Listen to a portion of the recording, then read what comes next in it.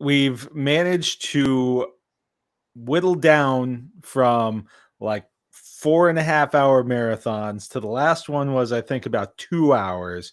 Do you think that we can, actually get everything that we want to talk about in a bite-sized chunk this time, or are we setting ourselves up for another long night?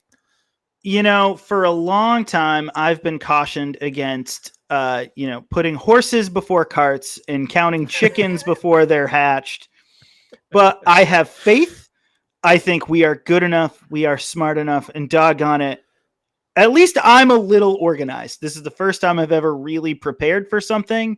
I'm sure my high school teachers, if they are listening to this, which I don't know why they would, but if they are, they're probably a little bit of like proud, but also ashamed. I'm sure the Germans have a word for this, but I think we can do yeoman's work here on trying to talk about all of the things we want to talk about quickly and not burn the midnight oil here.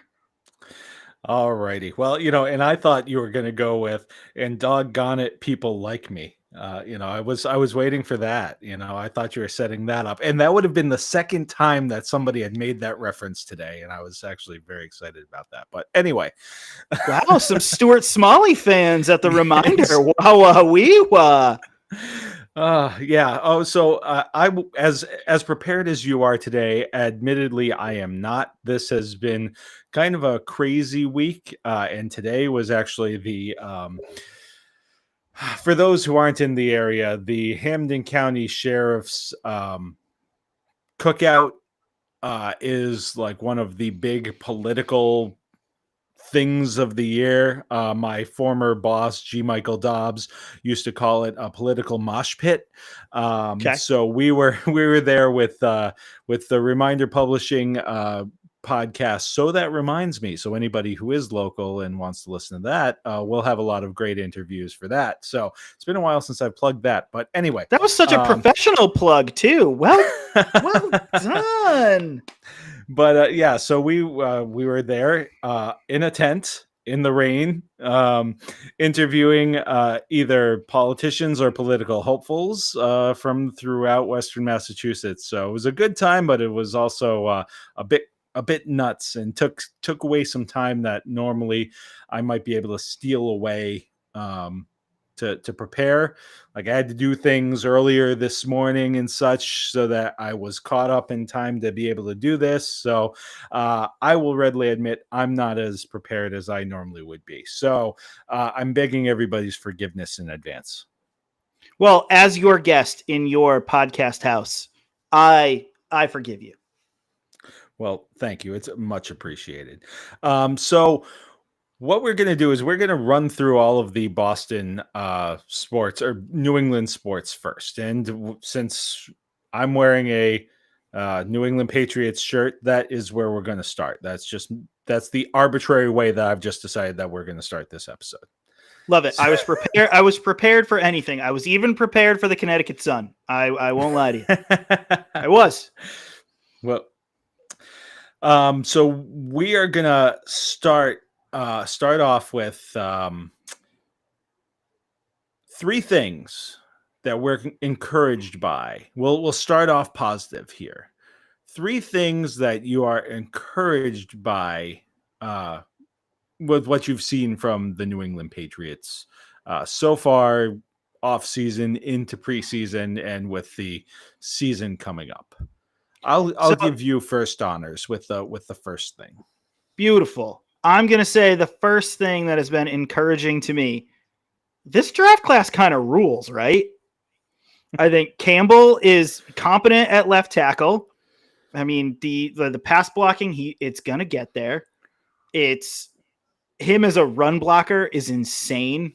He has sort of that, like one of those qualities of like in the Blind Side movie, how like he just blocks upfield for yards and yards and yards. And I can't remember the last Patriots tackle that just had that kind of mentality of like, oh no, I'm going to hit this guy into next week. Especially at tackle. They've had so many issues at tackle, and it's nice to find somebody who can admirably do the job. That is no disrespect to a DeMontre Jacobs or a Vidarian Lowe or any of these types, but it's just so nice to have like a class tackle at left tackle protecting Drake May's blind side. I think Travion Henderson is an absolute, and I put this in my notes in capital letters, a dog. DAWG. He's just, and like the question that I had, and this is maybe something that we can sort of delve into a little bit. Is he the highest ceiling running back since Curtis Martin for this team? Yeah, I think you could certainly make that argument at least. Yeah. As a draftee, at least, I mean, because Corey Dillon was awesome too, but Corey Dillon wasn't drafted by the Patriots or by this organization. Like I tried to think of like great running backs that they had drafted. You know, I mean, Maroney in the first round, he was serviceable, but he certainly doesn't seem to have the skills that this kid has. And then, you know, somebody like Sony Michel, who was certainly much more of a like pass catching back out of Georgia compared to the skills that Travion Henderson has. It seems like Henderson can do a little bit of everything out of the backfield, which is awesome. And that they have a guy with that kind of breakaway speed, it's incredible. I've liked some of what I've seen from Justin Wilson along the offensive line. I think it's nice to have somebody who can either be a left guard or a center and be competent there. It's going to take him a little longer, I think, than Campbell will to develop, but I think he's been really good. And the undrafted free agents here are really great. If we get into, I kind of in my spare time during my lunch hour today created a 53-man projection, and there are a couple of undrafted free agents that make certainly my roster if I'm the decision maker. I'm not Mike Vrabel. You know, breaking news: Mike Vrabel isn't on your podcast this evening. But no, unfortunately not. Nor is Stretch, who I think is a pivotal role in that decision making. And they just let Elliot Wolf be in the room. You know, somebody's got to be in the room where it happens, right? And then, well, don't tell that to the state legislature. Oh, that's another thing. Oh boy. But I'll tell you, I really like Truman Jones. I really like Elijah Ponder, and I love Efton Chisholm III. I think Julian Edelman was on Tommy Curran's podcast last night, and they had asked him, who does Efton Chisholm III remind you of? And his answer was interesting. I think they had kind of asked that sort of fishing for a like, oh, well, he reminds me of me. But I thought his answer of kind of comparing Chisholm to Danny Amendola was very illuminating, because I can see a little bit of that, of a guy who has that kind of speed, but also can do a lot of the crossing routes. And, you know, just hearing that sort of gave me visions of, well, you know, you've got Pop Douglas on one slot and Efton Chisholm on another. That could be interesting. We've seen this out of Josh McDaniels, you know, in the old Earhart Perkins offense, but who knows if that's what they're going to run too. Yeah, no, I think that there's a world where both of those guys are major contributors. I don't see it in the same way as in Amendola and Edelman kind of thing, though, because I think the Amendola comp is really appropriate for Efton Chisholm, but if he's filling that role, it's a bad idea to have Pop Douglas trying to fill that Julian Edelman role. So I think they're both going to have roles on this team. And this kind of, this was something that I sent you a message about, you know, a couple days ago. It was just, is Efton Chisholm, is this real, or is this another Austin Carr? You know, is this some more fool's gold where, you know, this is a guy that we fall in love with in the preseason, and then they end up having to let him go. I know that they were trying to stash Carr on the on the practice squad, and the Saints grabbed him, I believe, and then that was basically it. Then he was, you know, he now he's basically a trivia question, so, but I think that what we've seen and the amount of that he's been able to work his way up to even like getting some reps with the first unit says something more. It's not just, oh, hey, this guy is showing out in this preseason game against guys who are going to be selling insurance next week. Yeah. He's done that. But then when he's gotten other opportunities, especially, he's gotten some chances with some of the joint practices and such, so not necessarily game action, but still competitive reps. So what I'm seeing from the team is an indication that they believe that there is something more here. So Efton Chisholm was actually my first encouraging thing. And I think I sent you this too. It might have been DraftKings or something like that, had a thing on the and this wouldn't actually even qualify because he wasn't drafted, but the Patriots, the player that the Patriots had drafted at wide receiver who has compiled the most fantasy points In like the last 10 Braxton years. Berrios. Yeah, it's in the last 15 years. Braxton Berrios. Yeah. Who we liked in that camp. We liked it in that camp. That was a weird camp because they had Demaryius Thomas too. They tried to do the same thing that you referenced with Austin Carr with Braxton Berrios, that they tried to sneak him onto the practice squad, and then Demaryius Thomas made the team, and that didn't last long. I think he got traded to the Jets. What, a week or two later? Yeah. And Thomas was good in that camp too. That's not I'm not disrespecting the dead or anything, but yeah, no, I think that's the biggest thing here is how many guys are they going to carry? You look at he's forcing their hand a little bit. He is, when you think about it. I mean, because normally you're looking, okay, maybe you're carrying 6.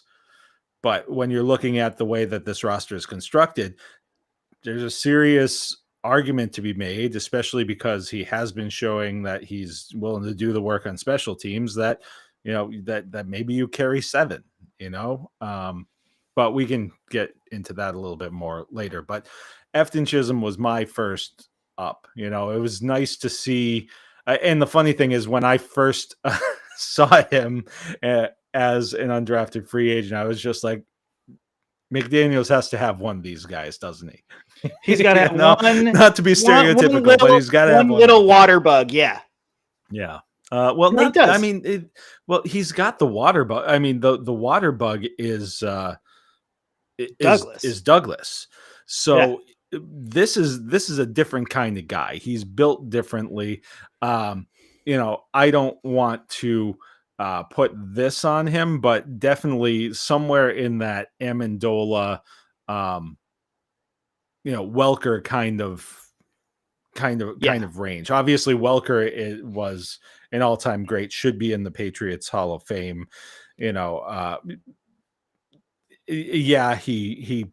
probably could have come down with that pass, but it also wasn't a great pass either. So, but that's what he gets remembered for. Yeah. But basically, there's a role for that guy on this team. Is it necessarily going to be as big as what we're seeing? No, but it's in an offense that has really been devoid of, honestly, even reliable targets. I think it's important that you surround your second-year quarterback with as many guys that you have faith in as possible. I agree with that. I certainly hope that he's not like this summer's Bam Childress. I tried to think, because I knew this was going to come up. I tried to think of like training camp crushes, and Bam Childress was one of the first ones that I had thought of. There was the tight end from Tulsa too, who I don't recall, but I remember us being just like, oh, he's good. He's going to be really, really good. You pair him with Gronk, he's going to be great. I forget who it was, but oh, by the way, I did come up with another running back since Curtis Martin. And of course, it didn't work out for reasons. Well, because it's another reason why Anakin Skywalker was right, and we should hate sand. Robert Robert Edwards. Edwards. Yeah. I was young when that injury happened. He was awesome. He was awesome. The stupid beach volleyball football game. Ugh. I'm so glad they stopped doing that crap. Yeah. All right. So sorry to interrupt. It was just that came to mind, and I didn't want it to escape. So I will always pause for brain lightning, Chris. I always will. The second thing on my list has been Kalavon Chasen has been an absolute beast on defense, and he's been one of those guys that certainly I didn't see it coming. I thought he was just going to be kind of just a spare part, a training camp body. He has been awesome. Awesome in camp, awesome in the games, just an absolute beast on the edge. And I didn't see it coming. no, yeah. My second was just the way that edge is shaping up in general. I think that they've got a lot of interesting options. They've got they've got a good mix of some explosive guys with some more. I wouldn't call Harold Landry an explosive edge No. at this point, but he's a veteran who's still a guy who can play that kind of finisher role. So I'm encouraged that for a team that had such an issue once they didn't have Matthew Judon with generating any kind of pressure on opposing Yeah. quarterbacks, even making them sweat a little bit. This is encouraging from that, and it seems like Vrabel is going to be much more aggressive when it comes to getting at the quarterback. It's kind of like I think that it's going to lead to some issues with maybe some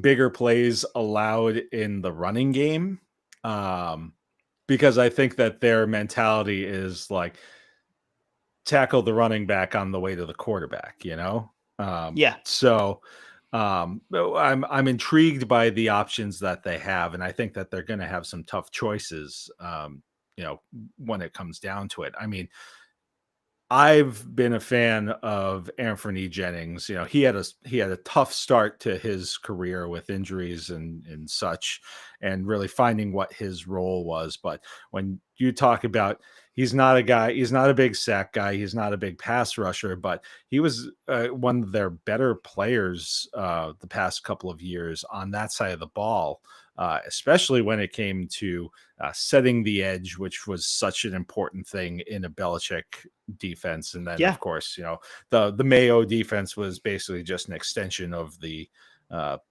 Belichick defense.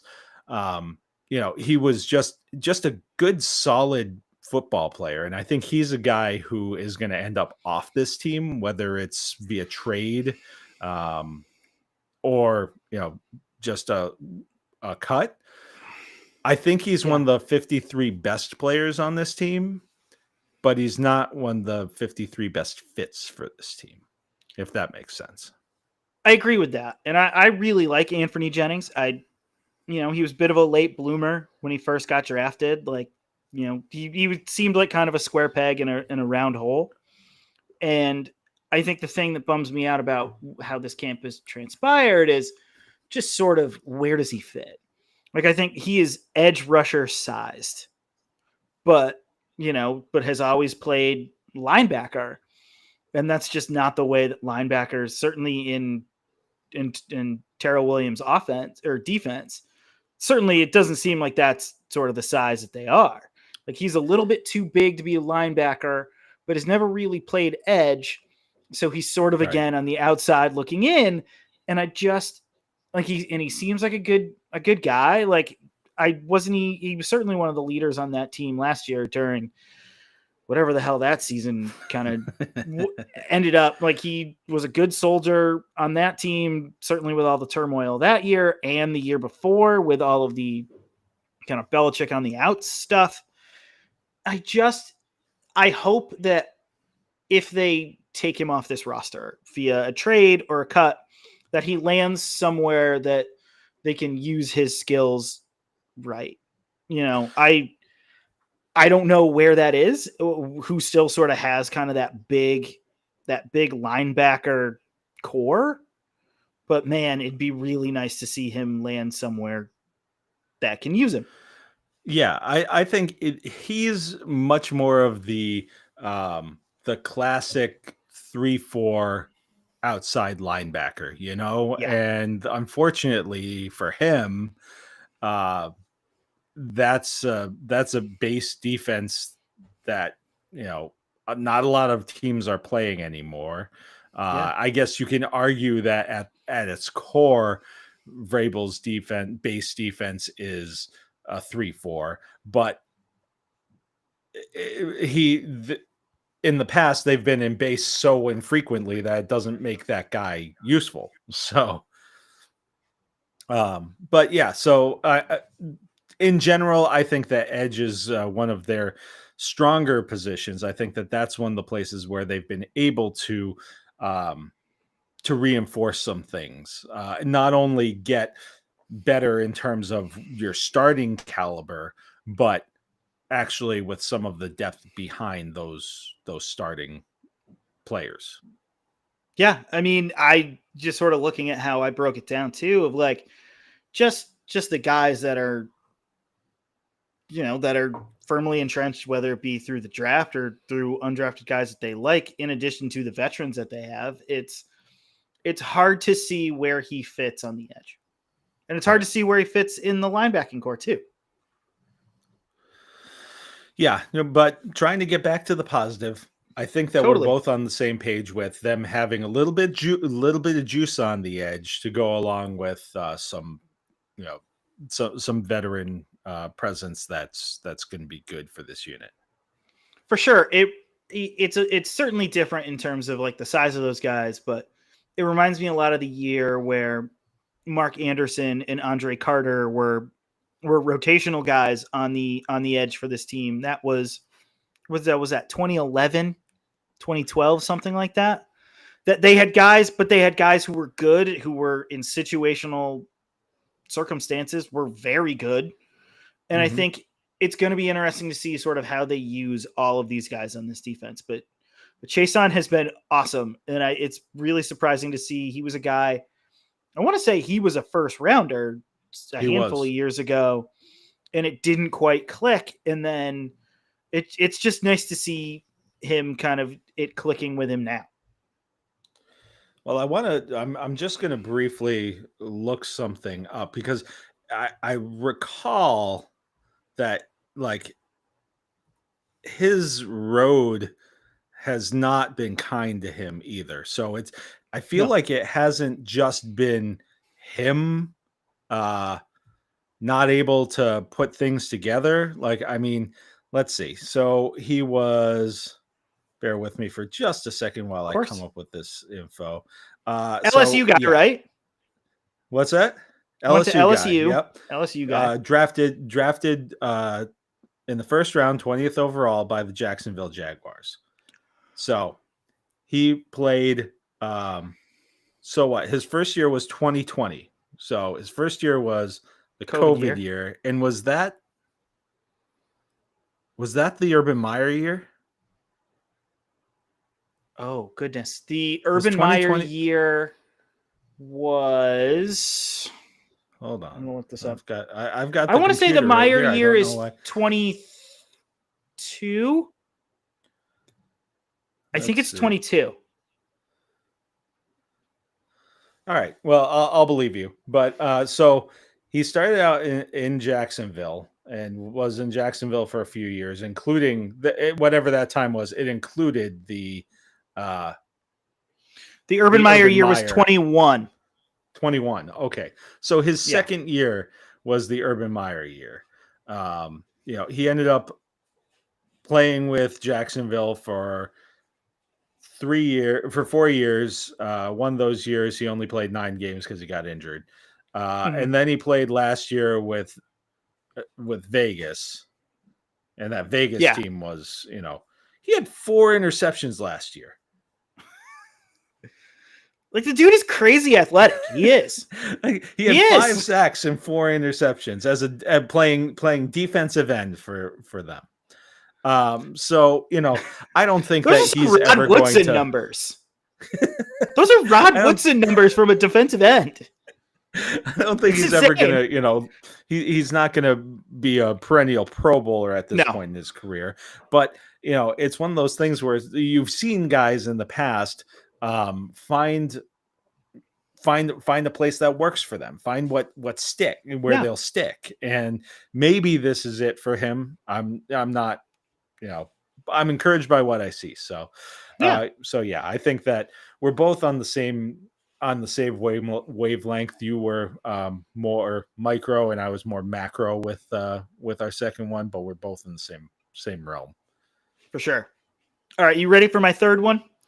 I'm ready. All right. Here's what I wrote in my notes. The team structure looks so much more like a football team than whatever last year's camp and season was. I want to say again, which I've said on this podcast before, Gerard Mayo is one of my favorite Patriot players of all time. Was a great linebacker, a great player, a great captain on those teams. Was not suited to be a coach, was not suited to be the guy to run the show.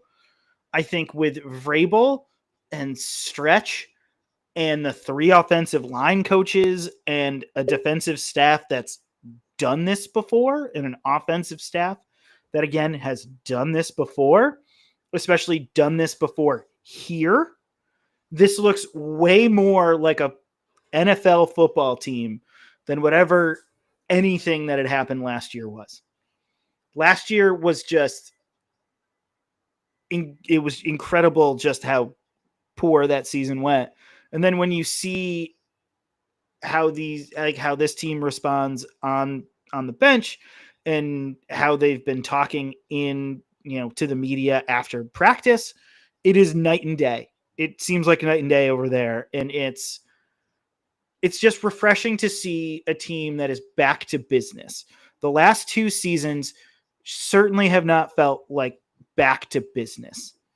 And I think Vrabel having the gravitas that he has and building a staff that gets it and doesn't screw around is one of the most, I think for me, the most encouraging thing that's been going on this offseason. Well, that was also not phrased as eloquently, but that was originally my third one. So I did have an honorable mention that I'll go to. I think that the back end of this defense has the chance to be something special, and I know we haven't seen a lot of Gonzalez, and basically we haven't seen our top 2 corners very often. And that's fine. Like, I don't need to. I know I'm fine with it. I know what those guys are. That's fine. But what we've seen from some of the other guys, I mean, you talk about a DJ James, who is a guy who we liked in that draft, and could be one of those guys who has a depth role on this team. Alex Austin is a guy who's bounced around here a little bit and really, can fill that either third boundary kind of thing. And I think if there's one question that I have with this defense, it's like, okay, who's covering tight ends? And he's a bigger bodied guy who in certain situations could maybe do that. They've been playing him a little bit in the slot, kind of like in that big slot role. But some of these other guys who have been coming up, both in terms of the corners, and you've seen flashes from some of these other safeties as well. It makes it makes me less panicky about how Kyle Duggar has played his way off of this roster. I will tell you that is one of my discouraging things is what the hell has happened to Kyle Duggar. It's crazy. Part of me wonders if it's just injuries that have piled up. Is it that he's a bad scheme fit for this defense? I I don't know. But my question, I, but my question though is sort of just like, who is that second safety? Is it Woodson? Is it Dirty Del Pellis or Pettis? Is it Marcus Epps? Like, I don't know where he fits. Yeah, I think that they're going to play a lot more like the traditional safety roles. So, I mean, that Peppers is going to be that, that strong safety more in the box guy. It Yeah. basically comes down to a competition between those other guys, and it could be almost a week to week thing. I don't think that they'll necessarily carry all of them, but I think Pettis is probably the guy who's looking on the outside. Probably a guy you can stash on the practice squad if you wanted to. So, Yeah. um, so from that, so basically you're looking at who's that guy who's up top. So and Jalen the thing is, Hawkins? probably. I mean, he Yeah. probably has the inside track at least early on, and then Woodson is kind of that kind Next of guy guy. too. So maybe he's the long term answer for that. But like, I mean, I think you've seen enough from all of them to feel comfortable. And also, I don't necessarily know if that free safety role is going to be quite as I don't know. I don't know if it's going to be quite as pivotal. They're not going to be playing a lot of like single high safety. You know, Devin McCourty's so kind of stuff. yeah, No, I agree. so it's very possible that one of these guys becomes like that more regular guy, and then you've got the situational Duron Harmon. Yeah. So yeah, I mean, so I think that there's enough for you to work with here that Kyle Duggar forgetting how to play football really, and for me it was that first series that he played in that first preseason game. Like, Yeah. it was the first or second play, he just totally and absolutely terribly whiffed on a tackle. Yeah. And it was just like, oh, it was one of those things that we saw a lot of that last year, and we kind of chalked it Yeah. up to he was a step slower because of the ankle and everything like that. And it's possible that it just hasn't recovered. Plus, Yeah. he's trying to do that while learning a new defense. I mean, you're absolutely right. It could just not be a scheme fit because, I mean, I don't know what kind of defense they're running at Lenore Ryan. But if I recall, basically what they did was they put him out in center field, and that's how Yeah. you got all those highlights of him, with like 90-yard interception run backs. Yeah. He can't really do that in the NFL. He doesn't have No.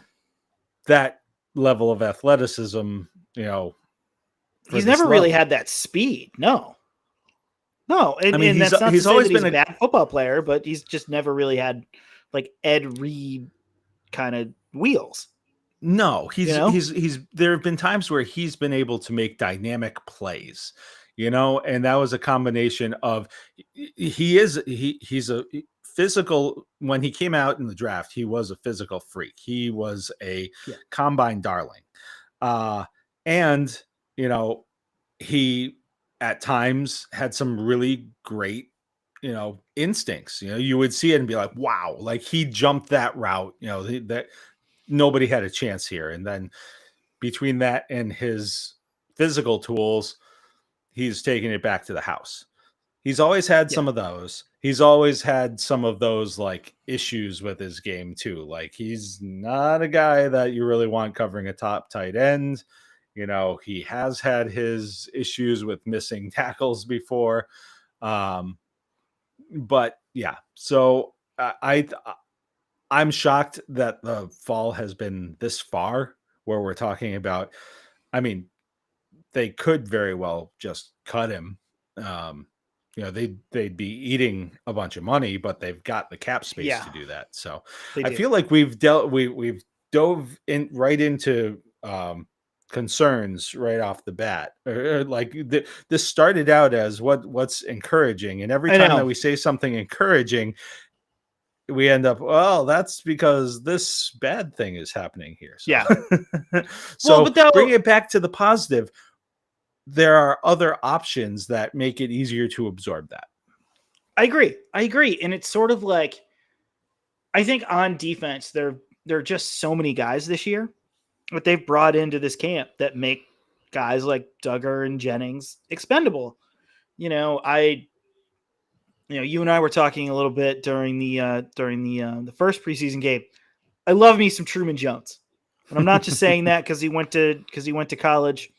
I don't know, 1,000 yards that way at Harvard, but I just feel like they just have these guys that can fit what they want to do more.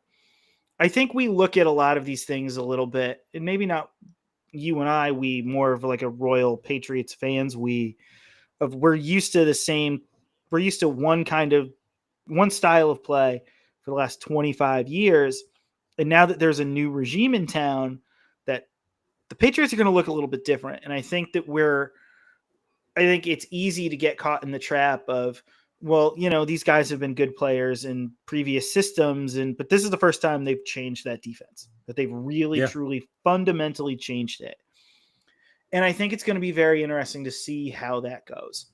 I think it's going to be a lot more of a pressure-based defense, and then with a great secondary. Who knows what they're going to be against the run? Like I'm bracing a little bit for if Devin Achane is healthy, what he's going to do against them in that game against Miami in week 2.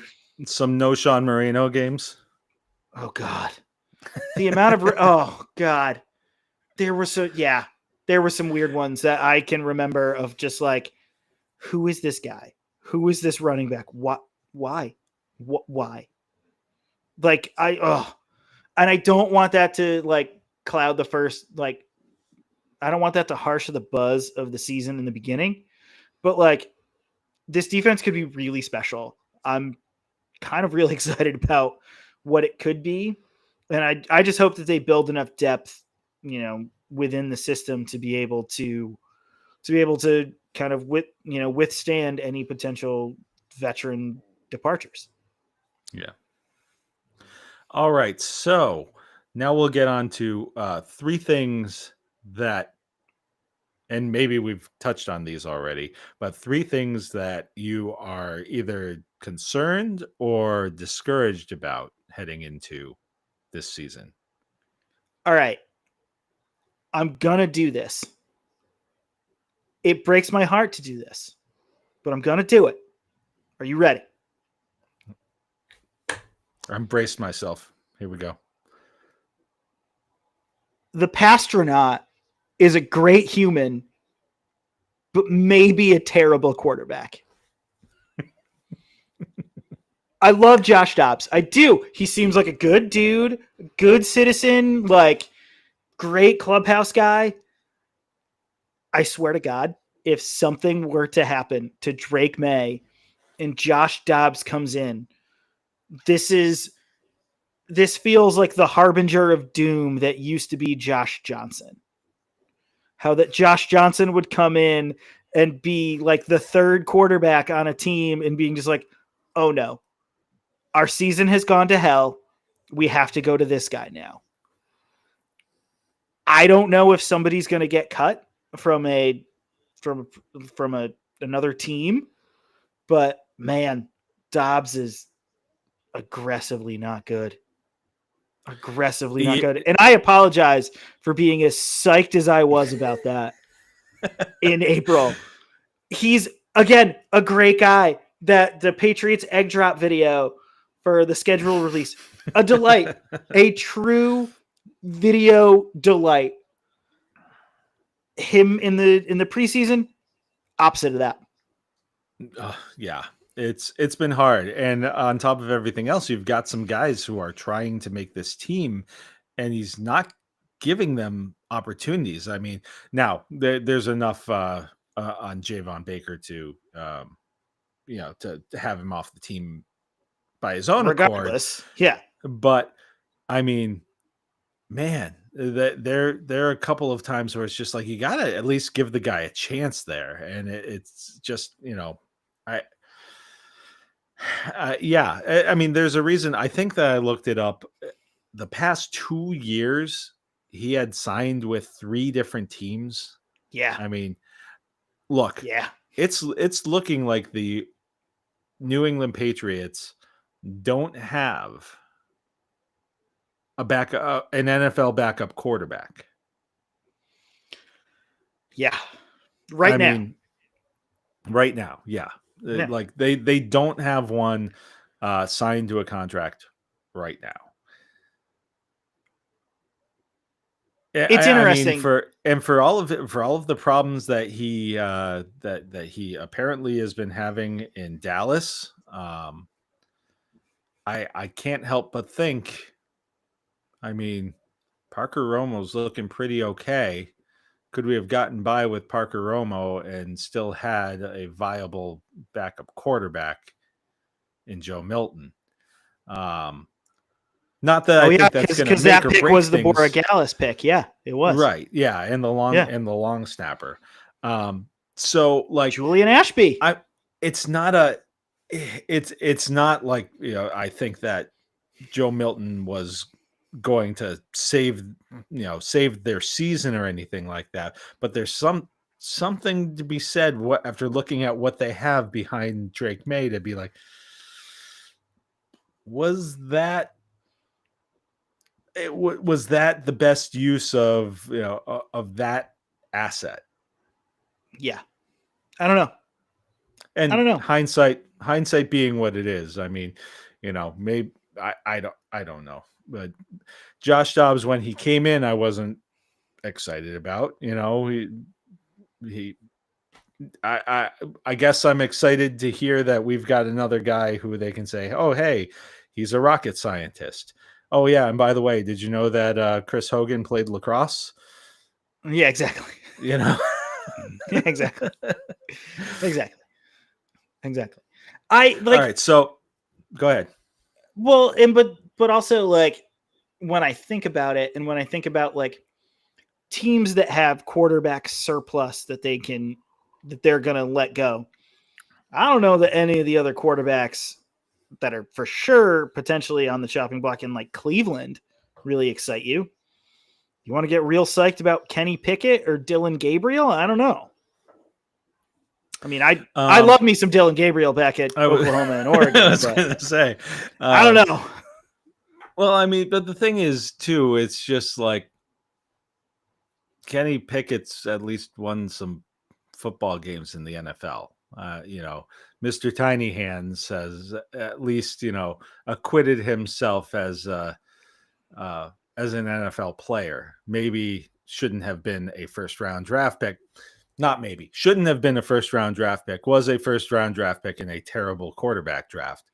But, But he did that cool slide that one time.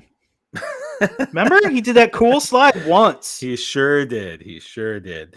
But, so, yes, there are probably options. No, it's a backup quarterback. So, no, it's not going to excite you.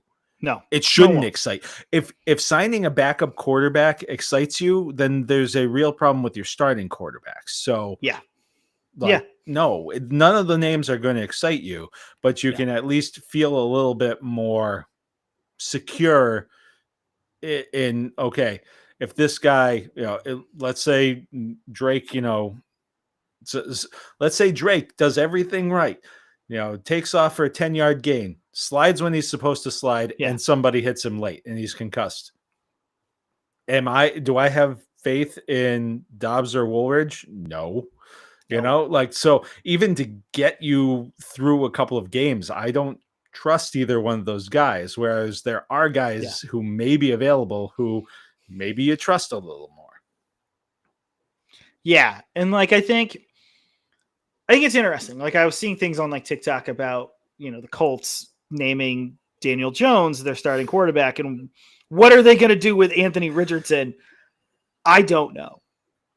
But like the onus of this should not be on Anthony Richardson. It should be on the rival. Chris, the rivalry is back on Ballard. You take that guy at 4. I'm sorry. It's been stuck in my head like since I saw it early this morning. Yeah. Your choice is Daniel Jones, and you're going to go with that. Okay.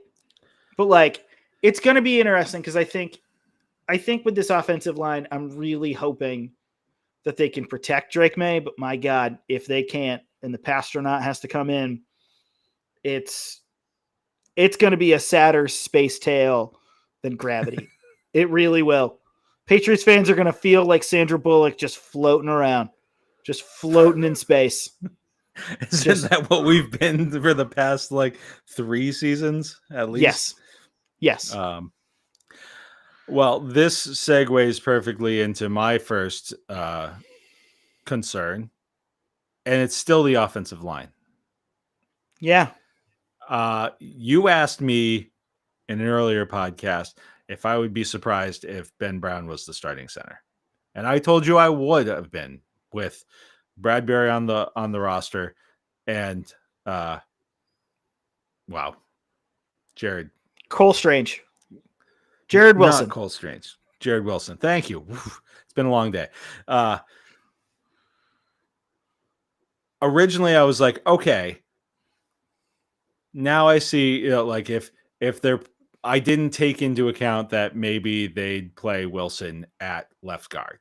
So that was originally, I was just like, okay, let's, so there is a world where I can see if Ben Brown is your biggest problem playing, and you're playing center, you're okay. You're not in great shape, but you're okay. Yeah. Now we're looking at things where, Bradbury doesn't look good. They're fooling around with Ben Brown at left guard, and they're trying to give Wilson some snaps at center. I don't think that they know what they want to do with that, with that interior part of the line, Yeah.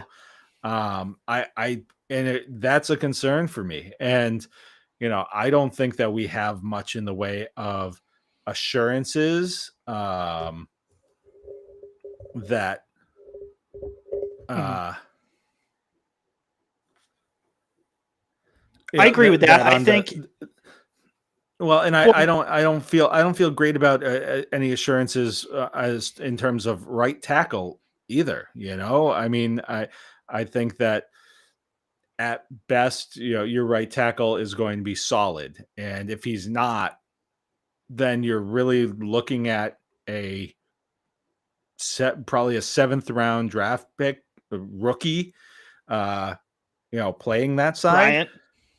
Right. Marcus Bryant, who, from all accounts has been fine, but I don't know. I see a lot of questions and not a lot in the way of depth. They've got a lot of bodies. They don't have a lot of depth. I mean, just wrapping my head around the idea, honestly, getting back to the Ben Brown thing, is I didn't think of a world where they'd be kicking Wilson to left guard, because with the number of left guards that they have on this team that apparently they have no use for, it boggles my mind. So, can you name all of those left guards? Oh, geez. What we got? Layden Robinson, City Cole Strange. So there's 3 right. There's 3 right there. 3 that you use draft capital on. And who else have they been toying with the idea of playing at guard? Oh, Caden Wallace. Another guy that you used. Like what? Caden Wallace was he a top 100 pick, or was he just outside the top 100? He was third round out of Penn State. I think it was just outside of the top. So that's a major concern for me. Like, yes, we've seen some encouraging signs from our number 1 pick, which is great. Campbell. That's what you want. Yeah. But at the same time, the one thing that he really struggles with is inside moves, where he really needs to trust that left guard is going to be there. Yeah. So Yeah. I mean, the one guy that you can say is the reliable guy is Mike Onwenu, who, as good as he was a couple of years ago, Yeah. what is he going to be this year? Because they've messed around with him enough in terms of position. It's good that he's back at his normal position, but I mean, even Yeah. that's a question mark. So line is a problem, and it gets to what you're talking about with the Patronaut is what happens if this line, implodes. Then we're looking at, what was that rookie year with David Carr. But I will say this, though. I will say this. And I think this is a good question for this conversation, for this part of the conversation. Is the Patriots offensive line worse than the Houston Texans offensive line? I don't think so. It's close. I will readily admit that I haven't looked at what their unofficial depth chart looks like right now, but I can say probably not. And I can say that this year's Patriots unit is going to be better than last year's. But when you were absolutely the worst in almost every measurable statistic across multiple, like whether it's PFF or ESPN or whatever metric they're using, when you were that bad, when your score was basically zero,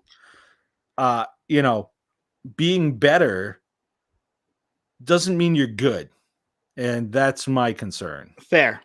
All right. I have the Texans depth chart up. I'm going to go left to right. Okay. Okay. Your left tackle is Cam Robinson. Your left guard is Laken Tomlinson. Your center is Jarrett Patterson. Right guard is Titus Howard.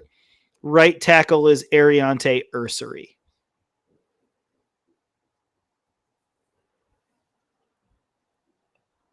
I would say that the Patriots are marginally better. Only a little bit better. Only a little bit better. Okay. I don't know that I agree. I don't know that I agree with you, but that offensive line stinks. It does. It does. I just also I don't have basically the Patriots offensive line is guys who we've either never seen play an NFL snap or guys who I mean, Onwenu is a good player, but he's also an uncertainty. A 34-year-old right tackle who was league average last year is a question mark as far as I'm concerned. Whoever is going to be left guard is a question mark as far as I'm concerned. Yeah. So I don't consider this, they're better than they were last year, but there was nowhere else to go. Yeah. No, that's fair. That's fair. Fair criticism. I would say that is fair criticism. All right. We are already 53 minutes into this and we're still on the Patriots. So this is bad. Start moving this along. This is bad. I mean, I will say I only had one more somewhat discouraging and disconcerting thing. So you only had two? Well, okay. Because the first one was not. I'll tell you what the first one was. The first one was not seeing Christian Gonzalez and Carlton Davis together kind of sucks, right? And that was pretty much all I was going to say. I thought that was going to be like, okay, yeah, that kind of sucks, but I'd rather see them for 17 games or whatever. Fine. The Patronaut one, and we talked about Duggar and Anthony Jennings. So I'll give you my honorable mention. My honorable mention is, don't lie to me, Chris Mazza. You were a little disappointed with the Brady statue, right? Like a little bit, like it's good. It's good. Like the sculptor did a nice job. It's good. I don't know. I feel like there are a little bit more iconic moments that they could have chosen. That's all I'm saying. Okay, so I'm not saying you're wrong. I'm also not saying you're right because I am reserving judgment until I see it in person. That's fair. Same. I'm taking the same approach to that I am taking for the Walt Disney animatronic at Disneyland. It's I one of really those thought things you were going that to say the probably offensive line, but that's okay. it's one of those things that probably looks better in person and just doesn't translate, when you're looking at it on a screen. I'm just I glad it's also not as creepy as the Cristiano Ronaldo statue or the right. or the nightmare fuel that is the Lucille Ball statue in upstate New York. I haven't Any seen of that your one. viewers and listeners should pause this podcast, Google quote scary Lucy, and Hold just on, I'm doing that right just now. get your world rocked by a creepy sculpture. It's like it's fine. It's a fine statue. I also wasn't really getting like super psyched about the Tom Brady statue. It just wasn't something Yikes. that was.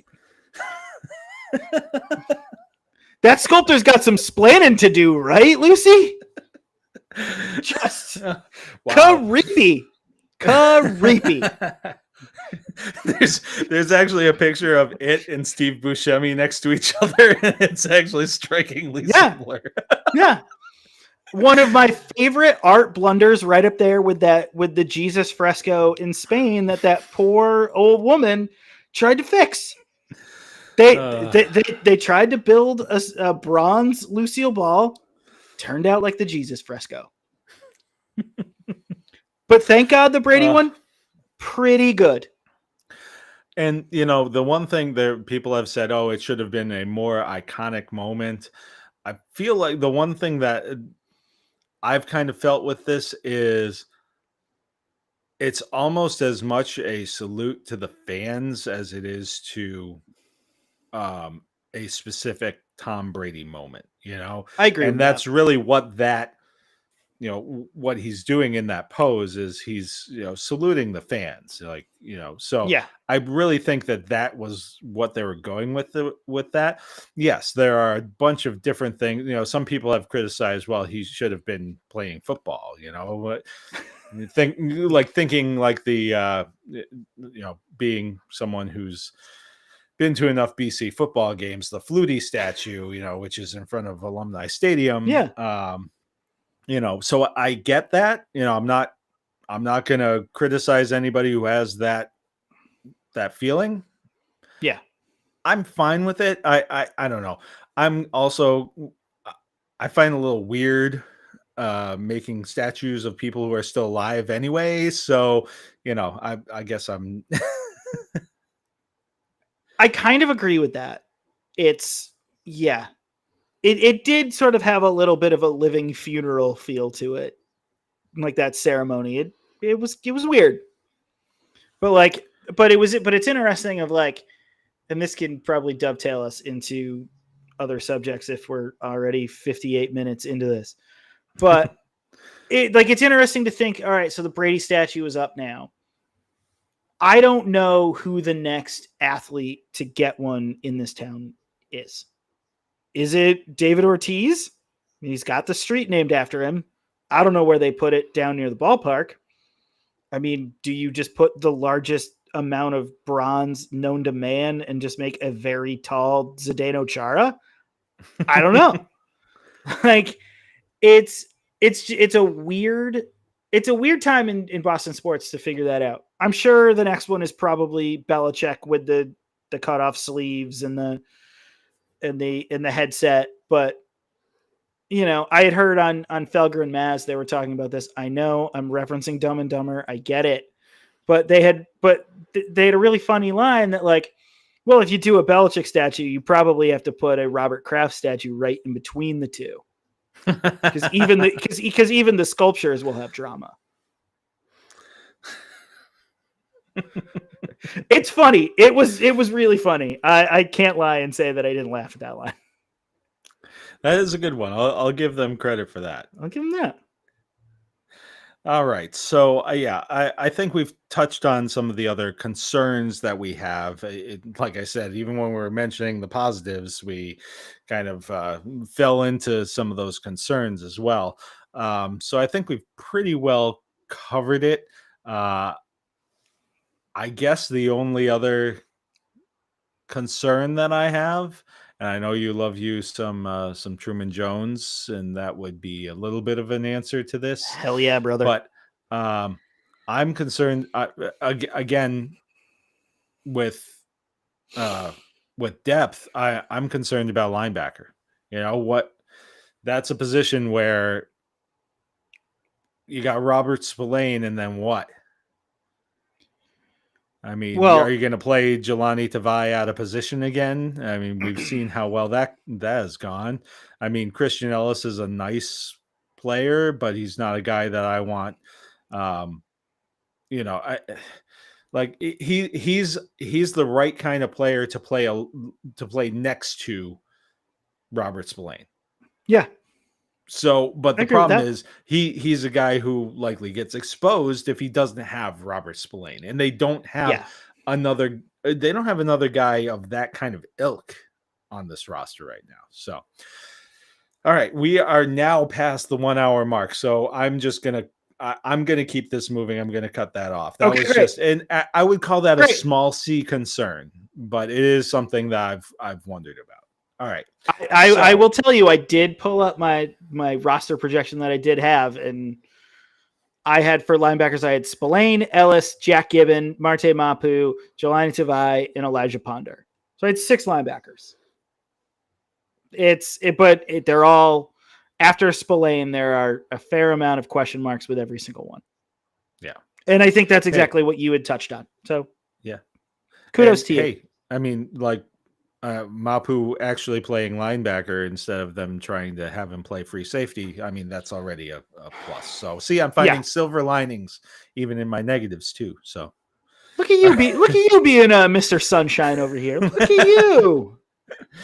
all right. So moving on to the Red Sox, and I think that we both, we talked about the trade deadline and such. I don't think that either of us were belligerent about, the fact that a major move wasn't made. But I think that it would be fair to say that we were both disappointed with the constitution of this team uh, post deadline and what that means for their their chances for success this season.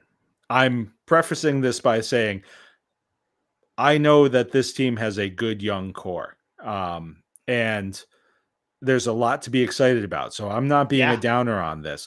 And No. I will readily admit, and I think we talked about it on this podcast, we were both cautiously optimistic about this team based off of what we saw, heading into the season. Um, but I think about these windows and how people think that these windows stay open. It's like, oh, we got a good young core. We can be patient. These windows don't stay open long. I mean, I think that No. we were spoiled. I was talking about this last week. We we spun off from Formula One and started talking about Boston sports a little bit too. Mm, And one of the things that I said is we kind of got spoiled a little bit. We had, I mean, obviously Brady that was a 20-year span of, of unprecedented greatness. that's We once in a even generation stuff. Yeah. even with the Bruins, with that core of Bergeron and Krejci and and Marchand, and you're looking at these guys in Chara, and you're looking at these guys, and that lasted longer than it probably should have, based on like just towards the end of it, just the sheer will of those guys. Yeah. And even with that extended window, they won one championship. So, Yeah. especially when you're like, look, I'm always going to hammer home. You're one of the few teams who has a distinct advantage in a non-salary cap league For now. as the Boston Red Sox. Yeah, for now. Sure. Yeah. But that's never going to happen. There's never going to be a salary cap in baseball. It's just not going to happen. Baseball will fold before before that will happen. They have the most powerful union in the world. They do, and that's what's going to lead. And that's what's going to lead to a lockout in 27. Brief, yeah. There'll be a lockout, and then there will not be. When they come back, there will not be a salary cap. There may be some other adjustment or something. We won't see a salary cap. But anyway. But anyway, with the Red Sox, though, like I think you and I both were, as you were saying, were dissatisfied with what they had done at the deadline. But, I had sort of started to think about this when we were talking about what we wanted to do to talk about the Red Sox. When really the only two starters that got moved at the deadline were J.P. Sears from the Sacramento Athletics, got dealt to San Diego, and Merrill Kelly, who I think the Red Sox probably should have been in on instead of, or been in on more, despite, being hung up on the Joe Ryan of it all. But I think them getting Dustin May is a good thing for them, because I think that's a guy who kind of projects really highly from everything that we've seen as a prospect, and with what the Dodgers certainly were thinking with him. Excuse me. And I think May in his previous two starts has been good. Steven Matz has been great, out of the bullpen. But the thing that really irks me about this team right now is the bullpen. It is like, it's real shaky. I was pleased to see Isaiah Campbell get sentenced to Worcester. All that guy provides is a cool mustache and rec specs. That's it. Cool mustache, cool eyewear, cannot throw a strike to save his life. Like, there was no reason on Saturday night. I was down in Rhode Island with family for a family wedding, and we were listening to the Red Sox game, driving with my parents down to a brewery in beautiful Warren, Rhode Island. And we're listening to this game, and my dad and I are having this conversation, and he goes, are they really bringing Chapman into this game that they were winning 7-1? They're really bringing him in. Yeah. Okay. I was at a golf tournament in your hometown. And we had finished our round, and the game when we were having our drinks after our round was 7-1. We went in to have dinner, as part of this tournament. Mm-hmm. And by the time we finished dinner, we were right there. Chapman was coming in, and it was 7-5. And it was one of those things where for a split second I was surprised. And I was just like, it's kind of the way that this, this team is built. And B, I don't think that Cora has necessarily always managed the bullpen and his pitching staff all that well. So there was a second of shock from the, just the optics of it. But then thinking about it, it's just like, well, yeah, this is what, looking at what this team is, it's more probable that this is what's going to happen. Yeah, I think throwing Campbell on Saturday truly feels like one of those things that is for sure he's a low leverage guy. This is a low leverage situation. We can live with enough of this. And then when it gets to 7-5, it's, oh no, we got to get our closer who's leading the league in ERA for relievers and probably going to win whatever it used to be the Rolaids Relief Pitcher of the Year, which is just a truly wonderful sponsor to award marriage. But because he's just that good. There are times I watch Aroldis Chapman pitch, And I kind of cackle to myself that another human throws like 102 and it looks so easy. It's baseball's fun. I love baseball so much for stuff like this. But like I think the path to get to Chapman on days like that, if you have to get there at all, is a rocky one. It's bad. And it's, like you can't use Garrett Whitlock every night. You can't. The guy goes multiple innings. You can't do that with Matz either. Like Matz and Whitlock to me are the opposite sides of the same coin, of the bulk reliever who just throws strikes from either side. That's who they are. And that's what they like. I look at it a lot like one of my favorite relievers of all time is Andrew Miller. Andrew Miller was used for multiple innings, was a weapon for teams for years in the playoffs.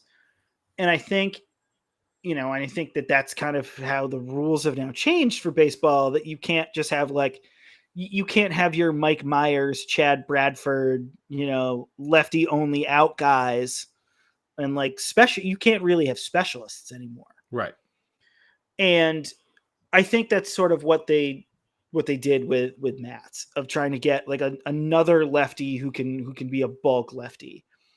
Now today Campbell got demoted for Richard Fitz, and they're going to use Fitz out of the bullpen, who can be another bulk guy who throws 98 on his heater. It just sort of feels like it's at this point where they're just like, all right, enough screwing around. Let's just put guys with good stuff in our bullpen and we can use them when we have to. I'm very interested to see how they look against New York this weekend, and this is a Yankee team that is very beatable right now. Completely beatable. And the Red Sox have done well in beating them thus far. Yeah. Now, I'm going to play a little devil's advocate here. I'm going to be a little negative here. You could say that this idea of, okay, let's just get some guys who can pitch multiple innings and have some interesting stuff, is what you do when you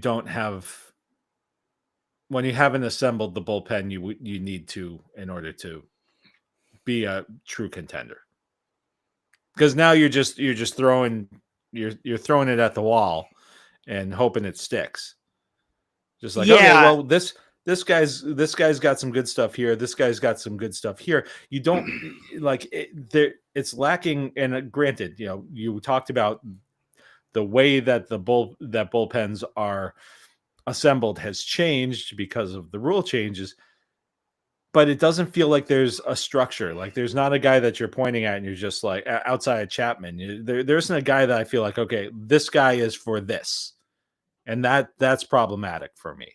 And I think that some of that is the roster construction, and some of it is that, that Cora hasn't, whether it's he doesn't have the confidence to, or, for whatever reason, he hasn't put people in those roles consistently enough for there to be any rhythm, rhythm for, it seems weird, but for a sport like baseball, but rhythm does matter, especially for pitchers, like having a routine, so to speak, for, that's not the word I'm looking for, but I can't come up with it. That helps, knowing what your role is and what you're there to do, especially in the bullpen, helps. So I just feel like there's too much shifting, and not enough talent. And so you're shifting things around to try and find something that works. And to me, that's not a great formula. Oh, I think I lost your audio here. There you go. Yeah. Hey. Okay. I must have mistakenly hit the mute button. I think I tried to, cough or something.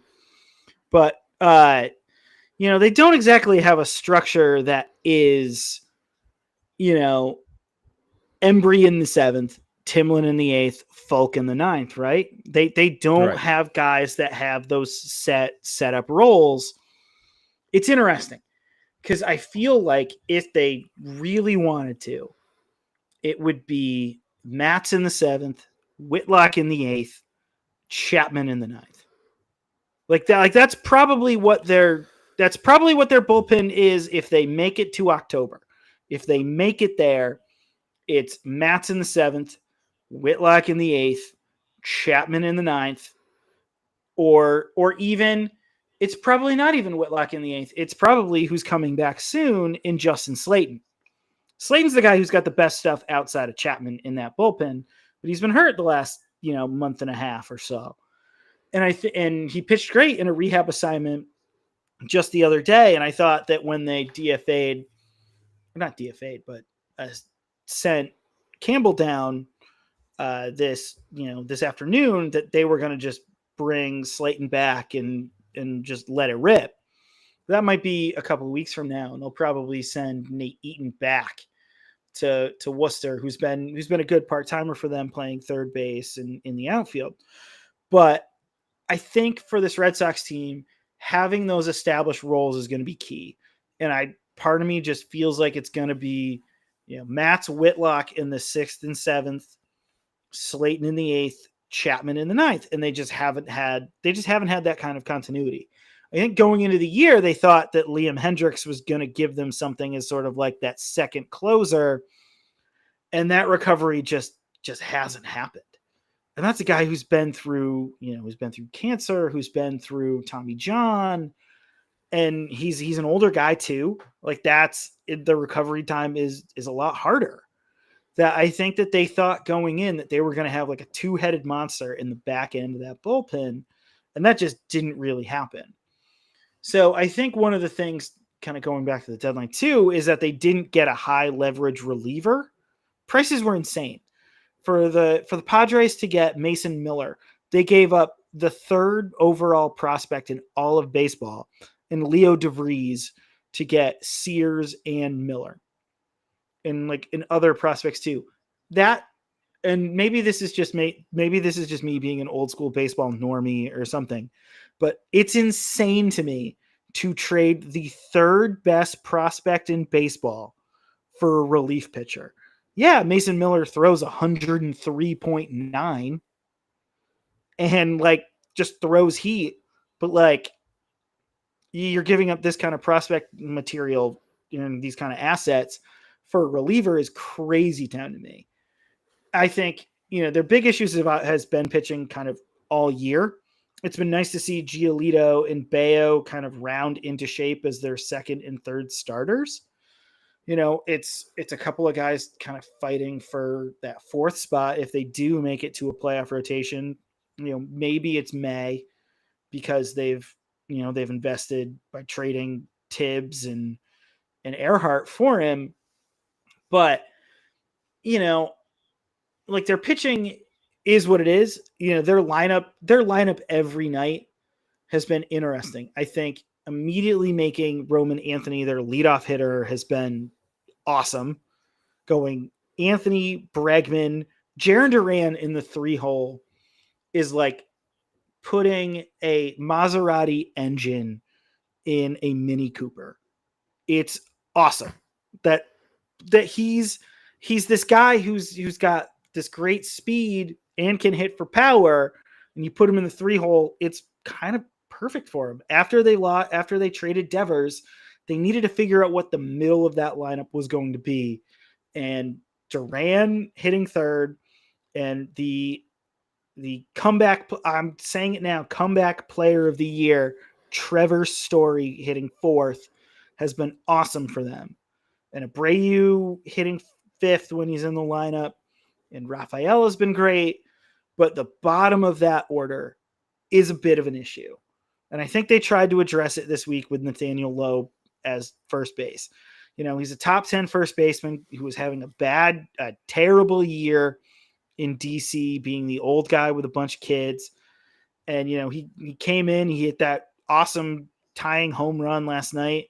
Like, sign me up. I love that guy. Like, I hope they think about keeping him for next year. I mean, granted, this then complicates things with like Yoshida. What do you do with his contract? In my mind, if they can have Nathaniel Lowe as their everyday first baseman and Tristan Casas as their DH next year, they'll be fine. But with this year, it's going to be interesting. Like, the kids are good. I don't know that they've had a bumper crop of young players like this. Certainly rookies. It might be hyperbole to say this since Lynn and Rice in 75. Maybe those mid-10s years with Betts and Bradley and Benintendi in the outfield. Like, they're in a good place. You just sort of hope that they have enough to push themselves over the line for this year. Yeah, and I think that the kids being as good as they are kind of like, for me, invalidates a bit the argument against trading prospects and having to give a prospect haul for positions of need. We keep hearing that the future is now because we've got these kids and these kids are great. Okay, then these other prospects don't have the same value to you that they do to somebody else. So transfer those into value for your team now. So that's kind of where I run into a problem. It's just like, how many kids can you play? Like, you have the kids, like the kids are here now. That's what I've been hearing. Get excited. The future is here. Great. Reinforce them now. You have these other players, and they did a little bit. Like they look,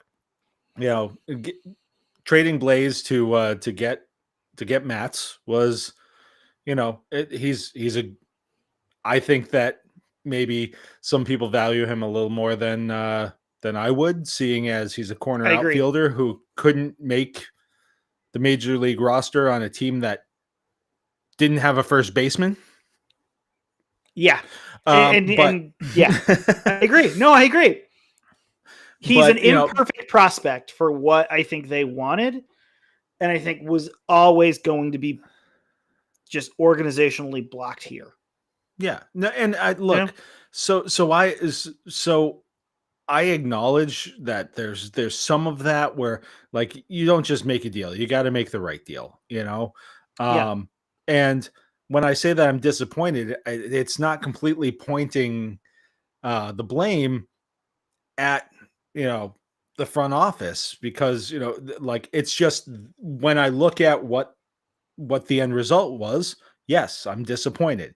Some of it's circumstance, some of it may be lack of aggressiveness, whatever it is. Yeah, I'm disappointed that they weren't able to do more to reinforce these young guys who I am excited about.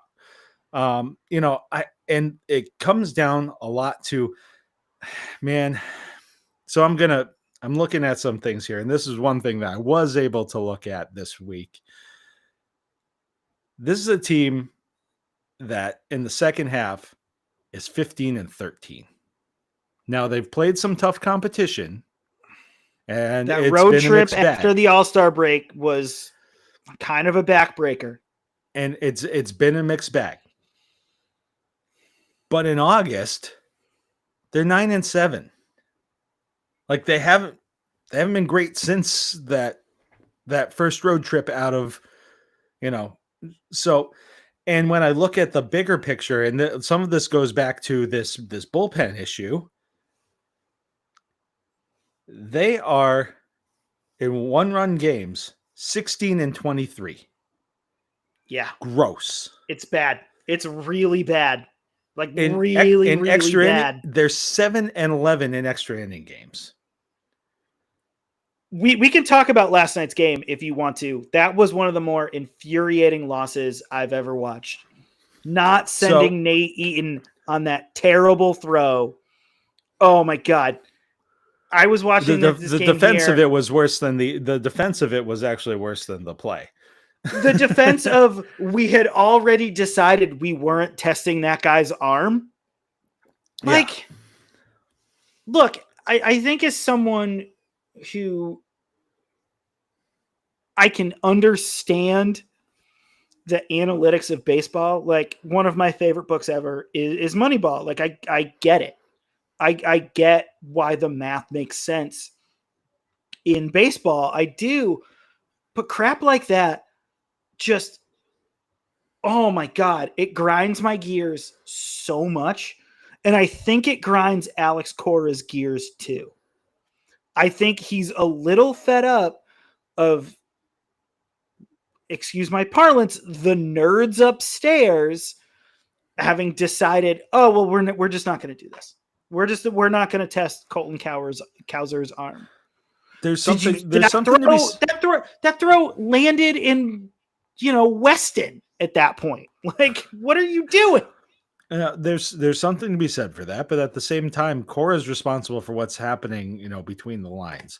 They can present the analytics to him, but at the end of the day, I would much rather him, have to ask for, for Craig Breslow's forgiveness than say, oh well, it was organizationally decided that we're not going to do that.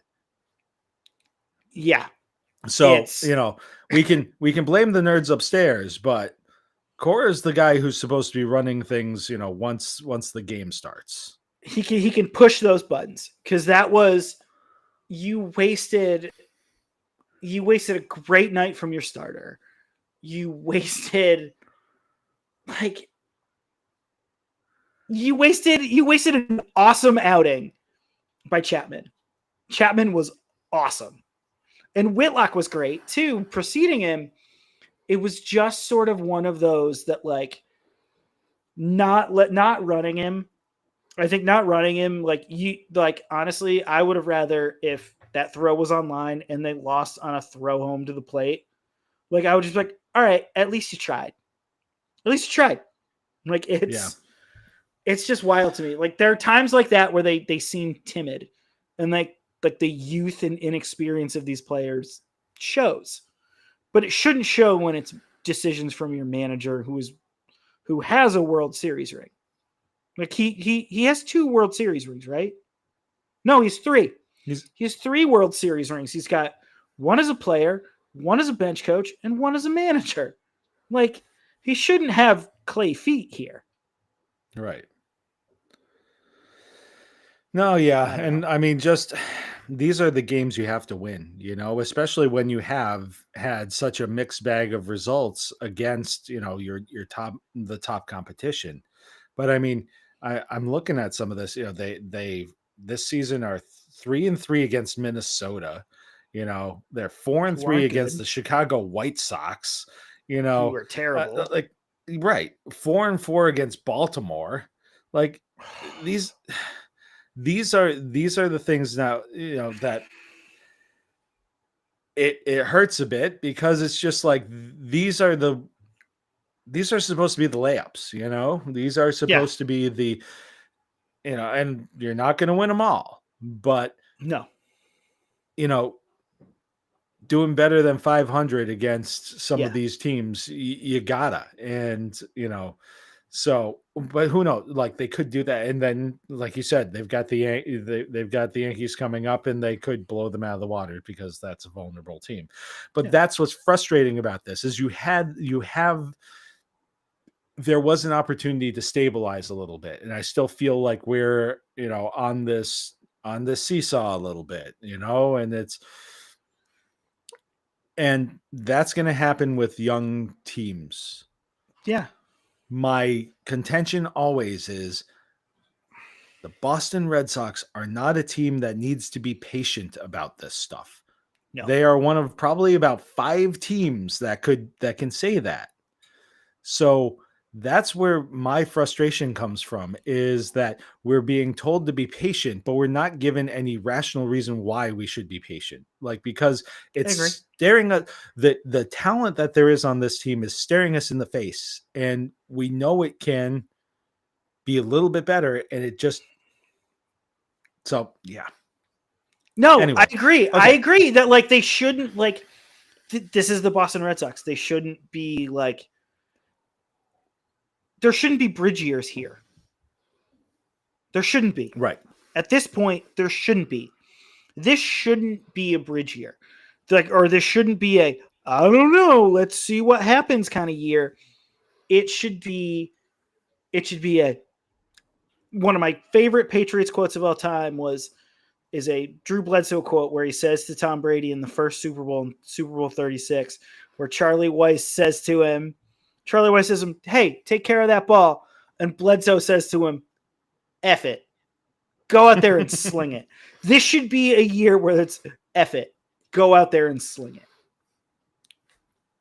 It should be. Yeah, I don't, at this point, I don't think that they have the horses. They don't have the horses to do that. So, No. I mean, and look, this is, I think, what's going to, I've been worried about Fool's Gold, and especially like that streak that they had right before the All-Star break. I was worried that, that's what it was going to end up being. Yeah. And not Fool's Gold in the sense that it's not a talented team, but Fool's Gold in that this team is going to make a legitimate push, and or that it's like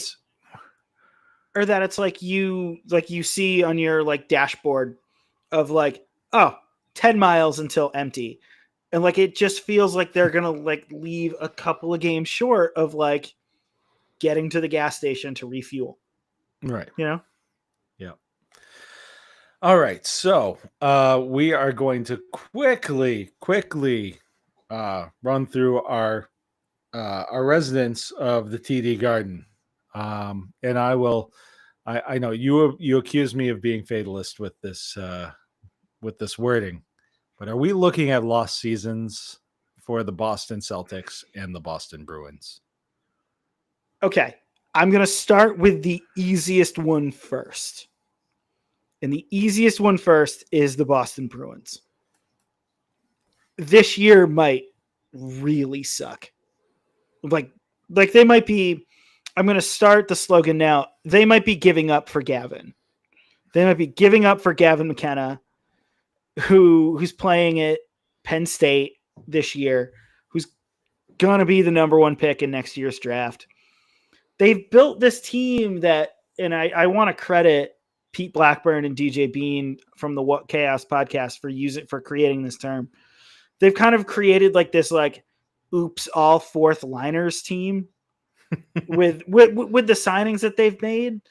They might be really, really bad. Like, I tried to think of like bright spots and silver linings for this team for this year. And honestly, like the highest ceiling is that they have Pavel Zacha, David Pasternak, Charlie McAvoy, and Jeremy Swayman as their only Olympians. Like, that's kind of like what you really have to play for. But like, then I started to kind of think about the rest of that roster. And I think when you go full teardown like they did last March, that like you kind of have to look at what they got in return, right? They got Fraser Minton from the Toronto Maple Leafs for Brandon Carlo. Minton is one of their top prospects that they've had in Toronto.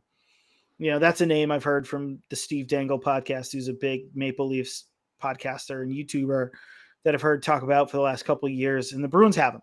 And he could be a guy who could be a good centerman. You're expecting him at best to be your third center. Maybe you got something there. Maybe you've got something from Will Zeller, who you got for Charlie Coyle. But man, oh man, this team, if the best thing you can say about them is that it's going to be hell to play them every night, like I feel a little bad for Marco Sturm, who's a Bruin I loved. I don't want to have to refer to Marco Sturm like I refer to Gerard Mayo about being a player that I really liked who got kind of a raw deal. But man, this team, how it is like it's built to tank and to suck for a year and then rebuild. I don't know. Like, I think It's just like you can wait a year for James Higgins to be a part of this lineup, but I don't know that I'm going to be going to TD Garden anytime soon to watch the Bruins. I might be going to a lot of games at Conti Forum to go see Higgins and Letourneau and the other kid they took in the second, Will Simpson, I believe. Like their future is on the way, but oh man, is it going to be a slog, especially if they have the ambient attack that Sturm employed in the Kings organization. Ugh. Yeah, the Sturm signing, and I will readily admit that I'm being a little bit of a hypocrite here, because Sturm is much more of a outside the box kind of hire. After I had really uh, criticized them for their last hire being kind of boring and milk toast. Montgomery? Yeah, Really? I don't know that yeah. you and I ever talked about that. I think that basically we left it as, and sometimes I know when to leave things alone. Like I'll send you a text and your response will just be, okay. And that's when I know it's okay. I'll just leave it alone. Yeah. But when they hired Montgomery, I just sent you something that said boring. and you said, okay. And I was just like, okay, I liked them alone. hiring Montgomery for the record. I did. And look, I don't think that, Montgomery was the problem last year. That was, but he also wasn't part of the solution either. So, and the coach is always the first thing to go. Yeah. So, but Sturm almost felt like they went, oh, so somebody wants the job? Yeah, let's go get that before guy. he changes his mind. Let's get him. Like there had been so much talk about these about other guys, and some other guys who were just like, yeah, no. That it almost felt like it was just like, oh well, hell, this guy wants it. We might as well give him a shot. And I feel like he's set up to fail. It's just, and I hate to feel that way about it, but you're the Boston Bruins, and you can't get anybody interested in your head coach vacancy. Yeah, and that says a lot. Bad. It says a lot. Bad. It says a lot not only about the roster. It says a lot about you organizationally. I wonder. I agree with you. I wonder if that changes, if and when the Jacobs let Neely and Sweeney go. Because I think that is the anchor that has run this ship aground for the last several seasons. They need to be more. We talk about this with the Red Sox. It's kind of the opposite of they need to be a little bit more analytics forward. They need to grow and adapt and be certainly more offensive minded. They haven't been like, that's what I loved about Montgomery, is that Montgomery was an offensive minded coach. And that, like, I don't know, they haven't had like an offensive minded coach.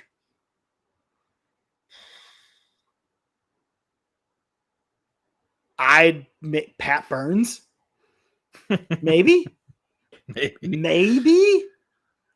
Because, like, if you think about it, the coaches since Burns have been like Mike Keenan, not exactly the world's most offensive genius, Robbie Fatorik, Dave Lewis, who got that 1 year, Mike Sullivan in between that, and when he was young. Like, Mike Sullivan would have been the perfect coach for them to hire after this offseason. I understand why they didn't. I feel like coaching your daughter's husband is probably not what a guy wants to do. But, but it's just interesting to me that, like, I think Sturm's a great fit. I think he's a young coach. He's been outside of the organization long enough. for it not to feel like an old boys club hire, but like, oh, it's going to be a rough 82 games on Causeway Street, man. There are going to be tickets that are going to be cheap that me and my brother-in-law Tim are probably going to like look at and just be like, we could do this. But then it's like a game where they get like waxed 5-2, and the two goals are like David Pasternak goals are like, fine. These poor people have spent this kind of money to come see us. All right, I'll give them 2 bites at the apple here. They're not going to be good. You hope that they get the first overall pick. They certainly won't, because the NHL is weird and they won't. But it's gonna suck being a Bruins fan for the next year. It really will. I saw your conversation from last week too, talking about the 2010s Bruins, and I agreed with your guest about them only getting 1 cup. It feels very similar to the 70s Bruins that only got 2. That, like, I think, my wife, who grew up in Chicago, who is a Blackhawks fan, will never let me really live 2013 down. But that team, if that team wasn't on so many emotional and medical fumes at that point, like, that team winning that cup would have been, I think, a little bit better than the Red Sox winning that World Series in October. Like, it's a hockey town. Like, they would have embraced that team so much, but then they would have probably kept Horton and Lucic a little too long. And like, that 19 team was just, it was bad. The only team that I think would have won a cup was the COVID bubble team. Yeah. And I think they were too rusty. And if Tuukka Rask didn't go back, I'll never begrudge a guy for leaving his team to go tend to a sick child. I'll never begrudge him of that. But man, if that doesn't happen, that team probably wins that cup. Probably. No, you're depressing me. Of course, and I know. I was the one with the fatalistic, I know. question. You started it. Yeah, it's all my fault. All right. So how about the Celtics? And this one, the floor is going to be completely yours because, I know that Jason Tatum was hurt. Jason Tatum was seen at Patriots practice without a walking boot or anything on his leg. So there's the positive spin, and go. I feel like Jeremy Renner in the town. I'm in the rain. I'm in my leather jacket in Charlestown. Don't give me hope. Don't give me hope. Because I saw that and my thought was, oh man, he could be back after Christmas. He's fine. He's fine. He's totally fine. I'm sure they're going to rush him. I'm sure they're going to. I don't want them to, but I'm sure that they will. Here's the thing about the Celtics in next season. I am going to preface this that I am not an NBA economist. Like that CBA is very complicated. It is much more complicated than anything that I had to endure in AP economics in 2005, 2006. Shout out to Bob Piper, history teacher at Westfield High, whose class we all took as seniors, mostly so I think we all could hang out together. But the CBA is crazy.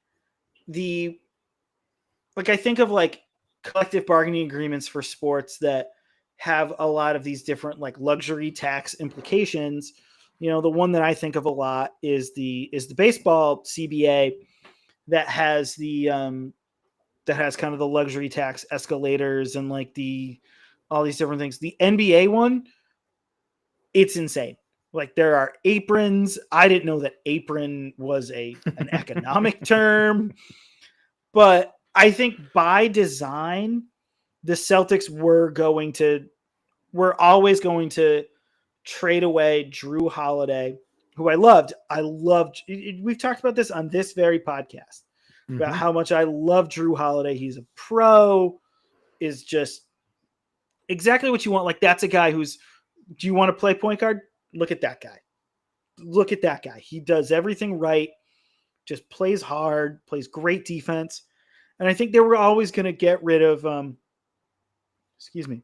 they were always going to get rid of Porzingis too. Just at that cap number, just was not going to be tenable. And really, his best contribution to the city of Boston was, did you see I think it was the Boston Police Department had the post where they're holding up the Kristaps Porzingis from St. Patrick's Day. Oh yeah. Oh yeah. Oh God. Yeah. But what I loved about, I loved that team that won the title. Like, that was a fun team. But this year, it is very much the Jaylen Brown, Derek White show. Everything else after that, I do not know. And I look at it like this, that this is their gap year. That they are going to be, they're going to hang around. They're good enough to be a 6, 7, 8 seed. Maybe they get lucky and win a series. Maybe they don't. But I think this was always going to be a year that they take a step back. And then I don't necessarily know what the free agents in 2026 look like.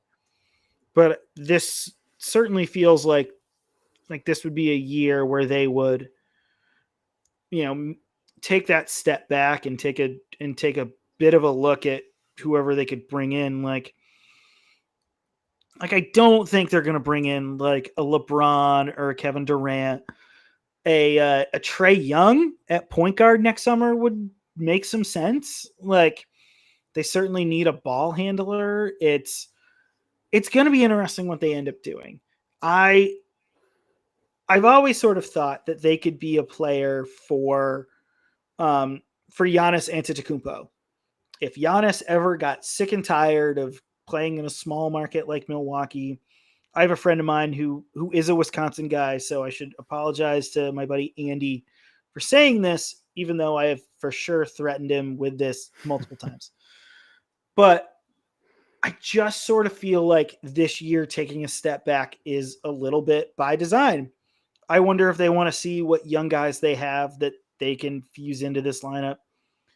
You got to think that Peyton Pritchard is going to be your point guard full-time next year. It's going to be interesting how that workload affects him, instead of being, dynamic spark plug off the bench who is money from half court.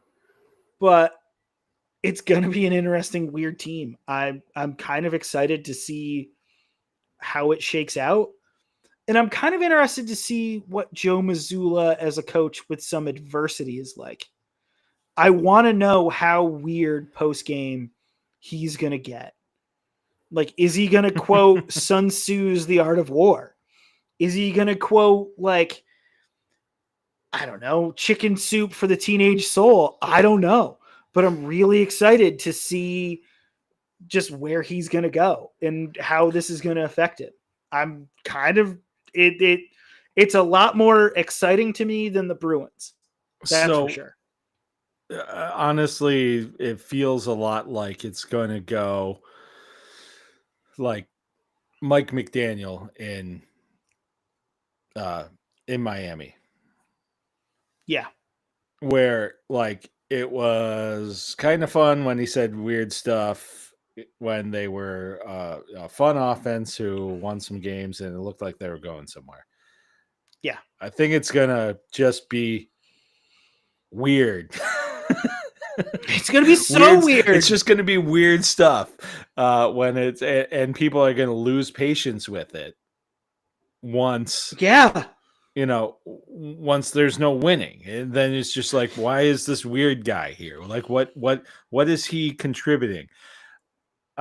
there's a valid question that are both Joe Mazzulla and Alex Cora given a lot of leash for winning championships with stacked teams that a lot of guys could have won championships with? Maybe. Well, see, I think that's actually a really interesting premise, because I think Cora has kind of coasted off of 2018. Like that team, even Grady even got a year Little, off out of it. Yeah, like well, that's a whole different thing. I think even Grady Little couldn't have screwed up 2018, and I think Grady Little is dumb as rocks. But but like it's gonna be interesting what this Joe Mazzulla season is gonna be like. I have one comp, and this is a comp of a guy. I love the name I'm gonna drop because he's just fun and weird, and a lot more fun and weird than Joe Mazzulla is, and that's Mike Leach. is Joe Mazzulla without superstars NBA Mike Leach? Is he going to start swinging his sword like a pirate and saying weird stuff, and people just being like, oh, look at this quirky, fun guy? I'm only laughing because you're laughing, but I just don't want like Joe Mazzulla to be this caricature, but also a little bit of me wants him to be. I don't know. And we both love some Mike Leach. So like this is not we're no disrespect to Mike Leach. I desperately want Joe Mazzulla to power rank Halloween candy. That's really what I'm saying. I want him to figure out what NBA mascots would win in a Royal Rumble. I also want that. I don't want everything. I just want Joe Mazzulla being weird and fun. You know, but Joe Mazzulla could also be weird and not fun. Like he could also be the guy who gives it's negligible, out, yeah. He also could be the weird guy who gives out boxes of raisins on Halloween. You know, he did play for another weird coach in Bob Huggins in college, which look, the Huggins Leach like line is a fine line, but you hope he's more Mike Leach and less Bob Huggins. Like I feel like Joe Mazzulla in those old sweatsuits, terrible idea. But like as curmudgeonly as Mike Leach always was, I don't know. Could be a fit. All right, we're rapidly approaching 2 hours here. So so we're gonna move on to our last thing, which is our favorite or maybe not our favorite, but the non-New England sports storyline that has really piqued our interest right now. Okay. Do you want me to go first, or do you want to go first? Because this is your house. All right, no, I will go. After you. I will go.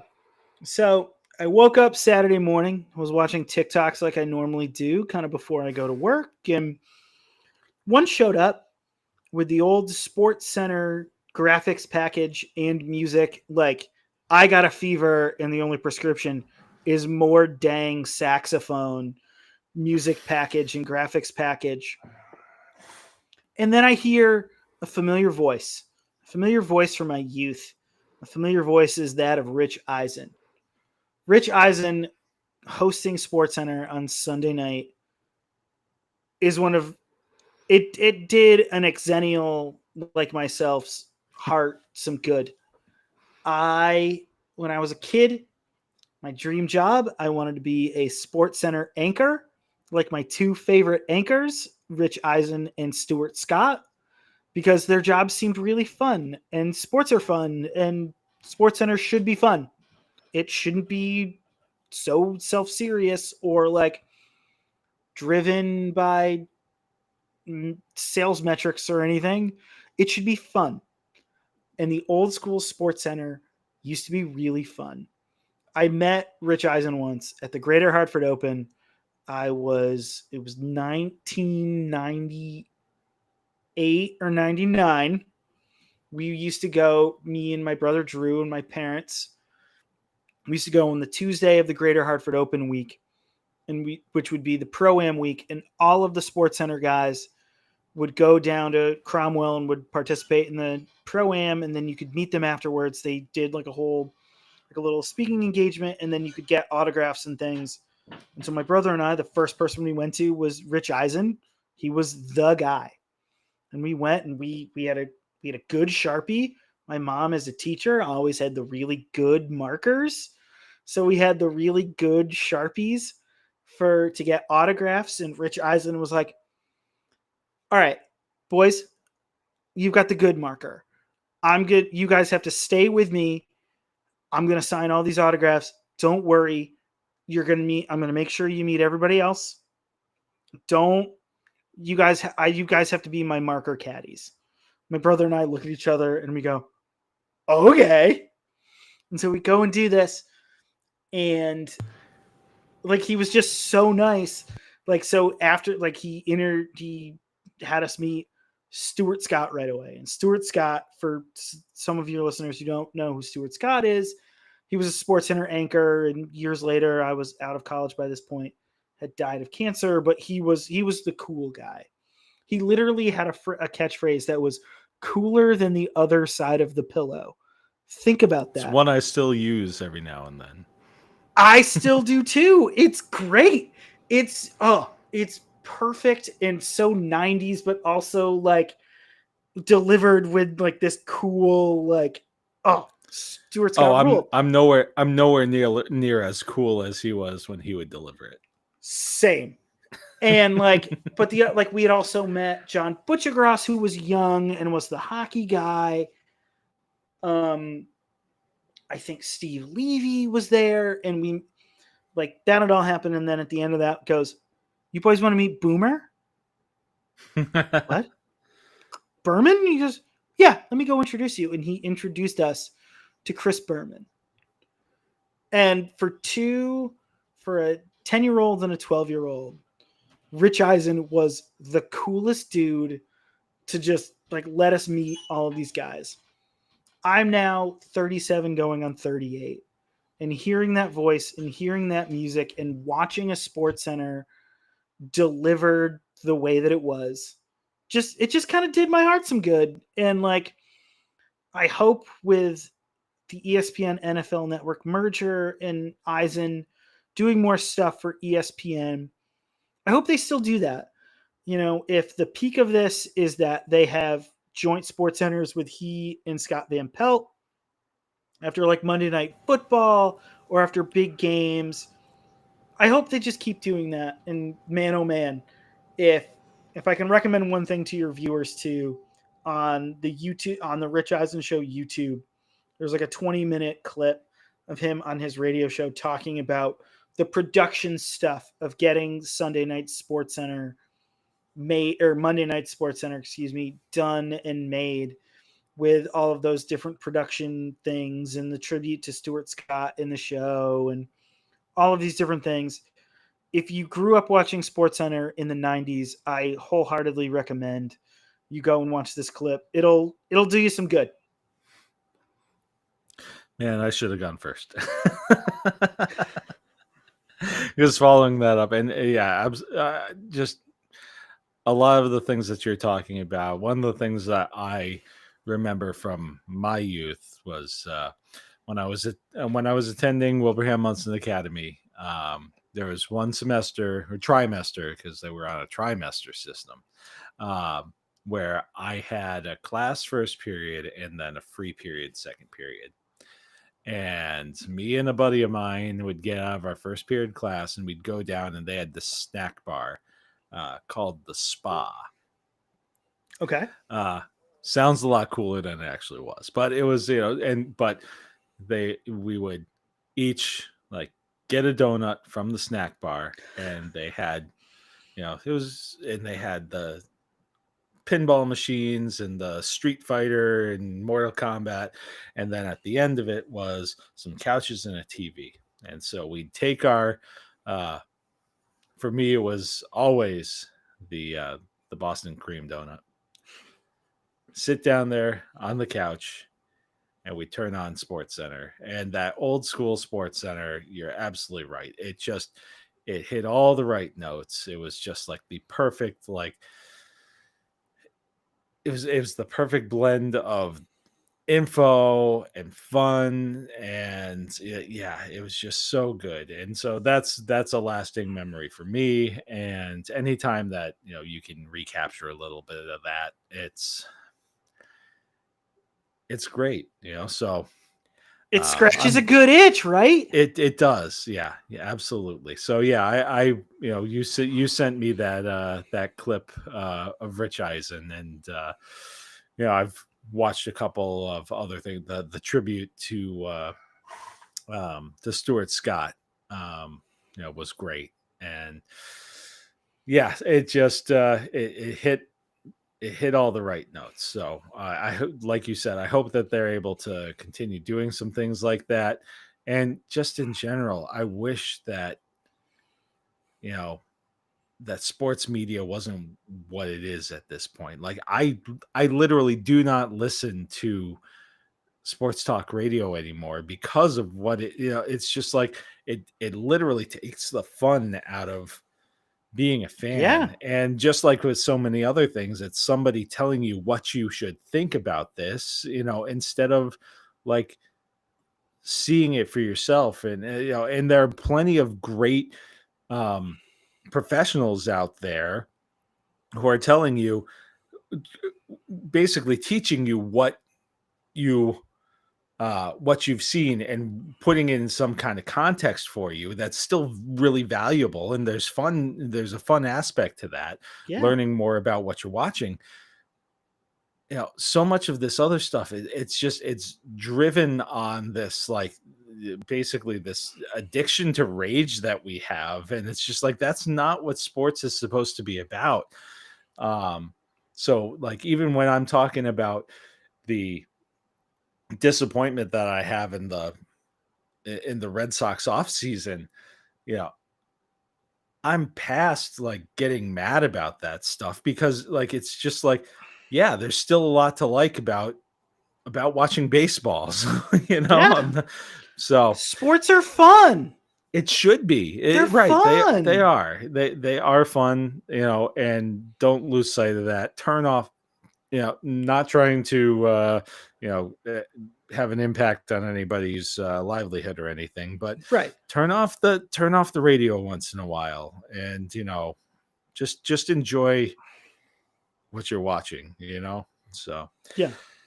all right, so I'm just going to be very well. I'm going to be brief here with mine. I'm just so intrigued by the rest of the league, in the NFL, with where all of these veteran quarterbacks like all the shifting of veteran quarterbacks. Like, I mean, Aaron Rodgers, with the Steelers. I mean, that Giants room is just like insane. Talk about I would love vibes, right? It's I would love weird to be a vibes, fly but in it's the wall vibes. in that, right? Geno Smith, and in with the Raiders with Pete, uh, you know, yeah, Daniel Jones, we talked about a little bit earlier with the Colts. There are a lot. It's funny because there are a lot of these teams that, like, because of what like Sam Darnold did last year, who also changed teams. He took Geno's spot and with the Seahawks. Is like, teams are trying to like recapture that. It's just like, so like Shane Steichen has basically hitched his career wagon to Daniel Jones at this point, and it's just like stuff like that. It's so interesting to me. Like, I understand something like, the Steelers and Mike Tomlin going after Aaron Rodgers, because that feels like one of the hottest seats in sports right now.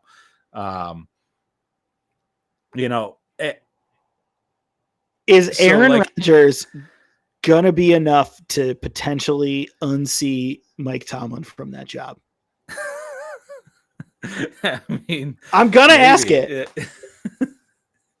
Someone has to. We'll have to review. Yeah, we'll mark the tape on that, and we'll have to go back and review that later. But yeah, so like to me, it's so fascinating. Like, there's been a lot of movement of these. Some of them have had. What is Kirk Cousins doing now? I mean, I think he's with still the Browns. in Atlanta, right? No, I thought that he was gone from Atlanta. Hold on, let me see. No, he's still in Atlanta. Is he? Because hold on, Chris, before you get on the Google machine, who is the starting quarterback of the Cleveland Browns right now? Joe Flacco. That's right. Why do they need Kirk Cousins when they have a Kirk Cousins at home? Why? Why? Okay, I guess yeah. For some reason, I thought that he had been moved, but where would be a fun Kirk Cousins landing spot though? Because I have one in my head.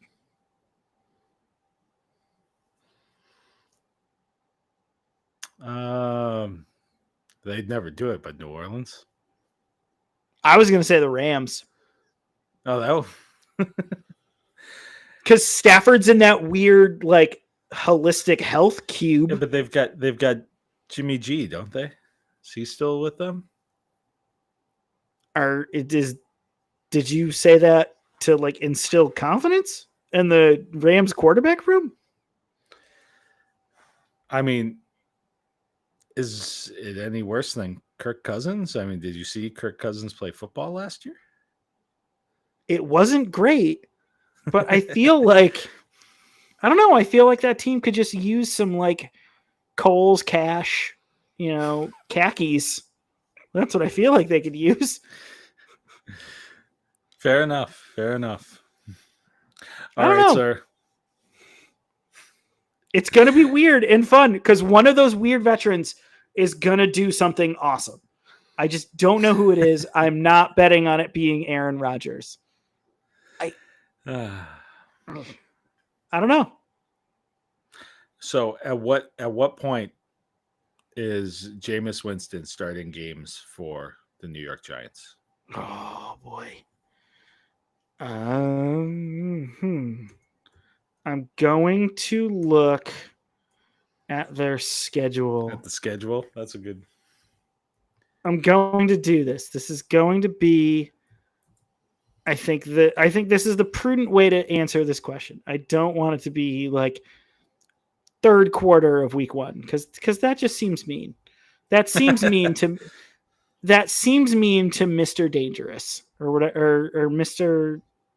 Was it Mr. Dangerous? What was the Russell Wilson? Danger Russ. Yes. Danger Russ. Okay. Week 1 Commanders.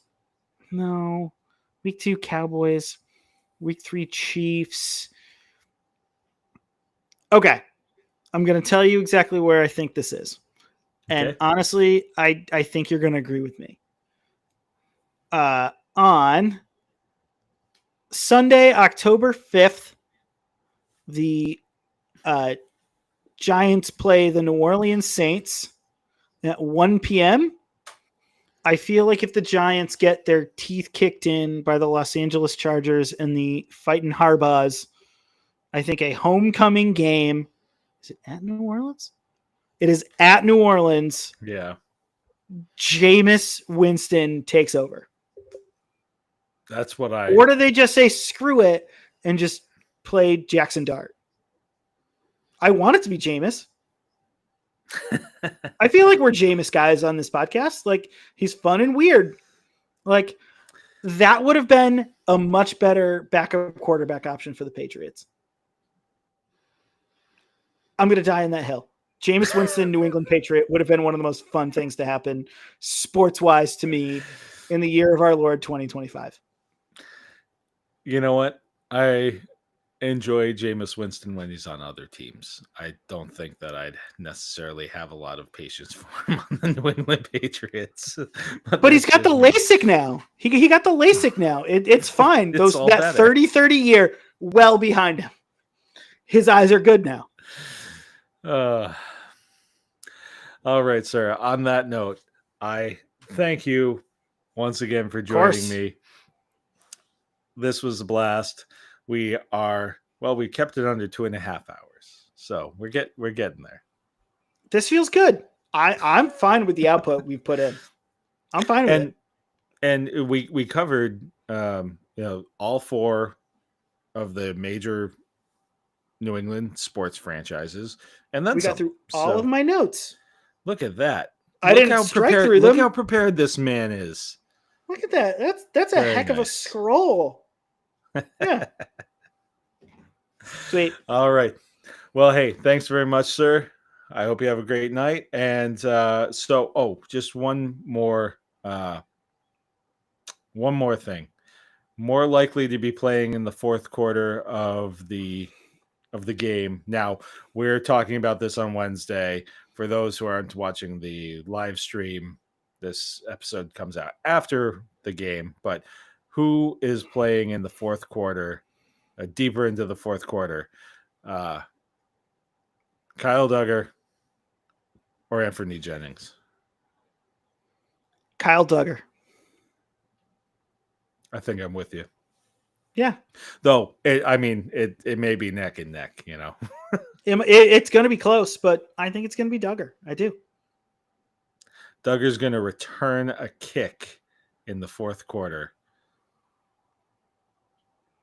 That's my bold prediction for the Thursday night football preseason game for the New England Patriots.